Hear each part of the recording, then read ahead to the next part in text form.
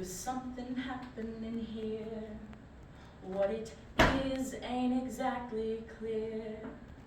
There's a man with a gun over there, telling me I got to beware. Think it's time we stop. Children, what's that sound? Everybody look what's going down.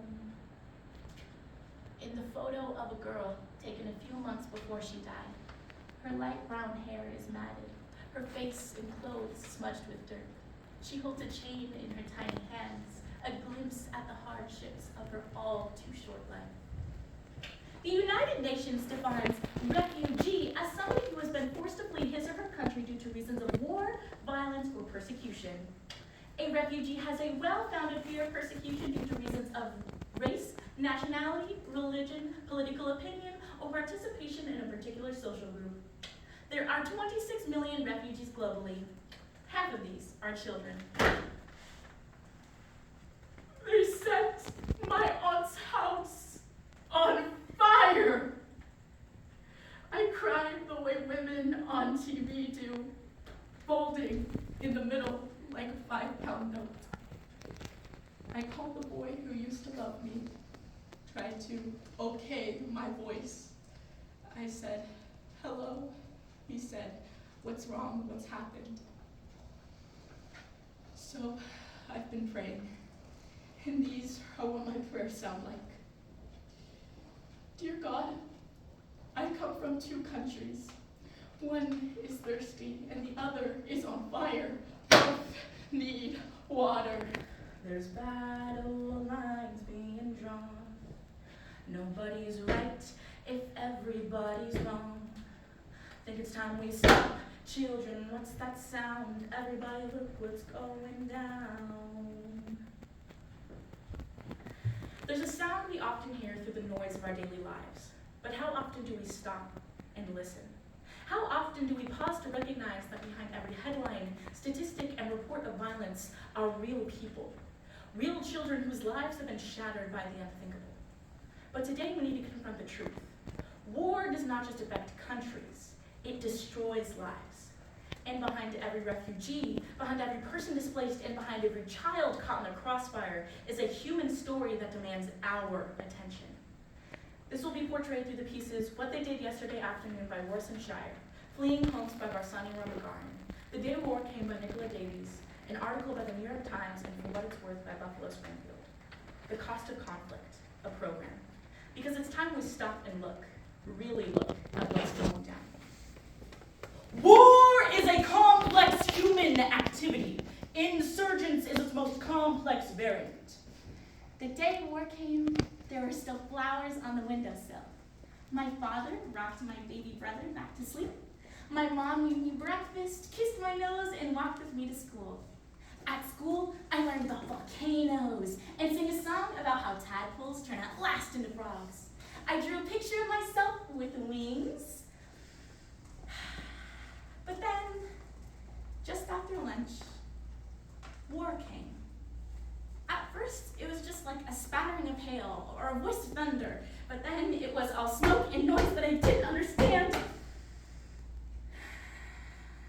It came onto the playground, it came across my teacher's face, and it turned my town to rubble. Citizens are made to flee their homes, forced to spend days in refugee camps.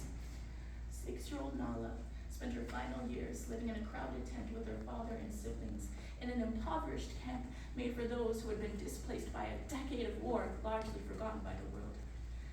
To keep her from wandering around the camp, her father often shackled her in a cage he fashioned out of her crib. We asked him more than once to unchain her, not to shackle her, but he constantly refused. 85% of the world's refugees are being hosted in developing countries. 1.4 million need resettlement immediately. We live in tents, no doors and no locks, and Nala kept wandering around. The only solution was to shackle her. Fight for liberation, independence, war on terror or dictatorship, or for democracy. We're talking about children who are born in tents. We're talking about children who don't know if they have a bed to sleep in at night. We have forgotten what a normal life is like. I can't say the words that describe to you the blackened hole that had become my home. All I can say is this. War took everything. War took everyone. I was all alone. The three fundamental and essential human requirements, food, clothing, and shelter, being denied by zealots of war. Think it's time we stop? Children, what's that sound? Everybody look what's going down. Nala spent her final years living in a crowded tent with her father and siblings. Well, she choked to death, while desperately hungry and eating too quickly. Images of her in the chains spread quickly on the internet, sparking outrage and drawing attention to the suffering of millions of children in camps dotted across Syria, Afghanistan, Myanmar, and more. Unnatural, man-made disasters leave humans shattered. Because of war on terror in Afghanistan, Iraq, Palestine, Somalia, and in many places on earth, innocent and peace-loving citizens are made to be the pawns in the games played by the largest and richest democracies in regions far away from the safe havens of their home, but making locals experience hell. I ran. I rode on the back of trucks and buses, over mountains and in valleys, in the cold, mud, and rain, until I came across a beach.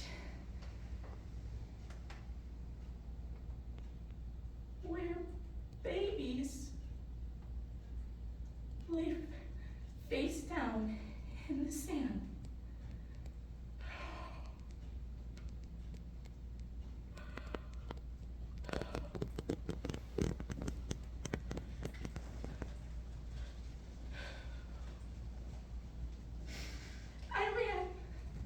I ran until I couldn't run anymore, until I came across a row of huts and found a corner with a dirty blanket and a door that rattled in the wind.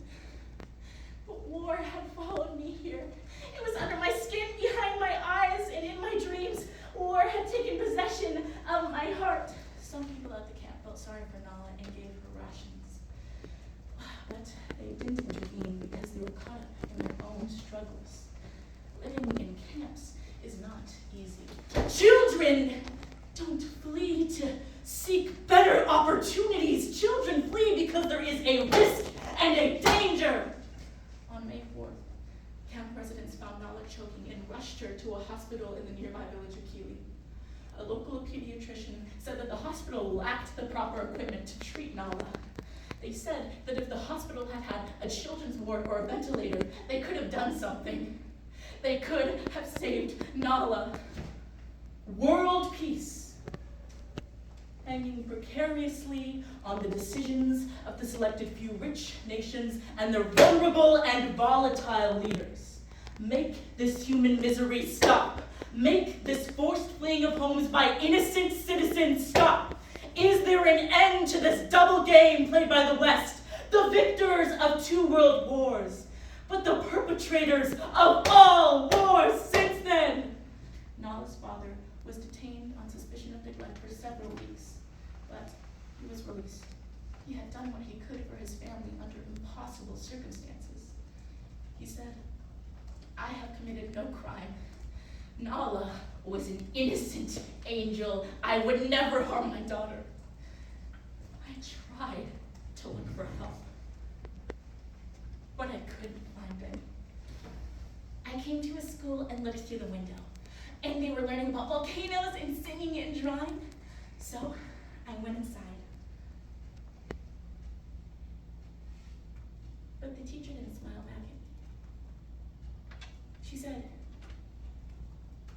"There is no room for you." And then I understood. War had gotten here too. It seemed like war had taken possession of the whole world and all of the people in it. Later that night, I held an atlas in my lap. I ran my fingers across the whole world and whispered, "Where does it hurt?" It answered, "Everywhere. It hurts everywhere, everywhere." everywhere, everywhere, everywhere, everywhere. Think it's time we stop. Children, what's that sound? Everybody look what's going down.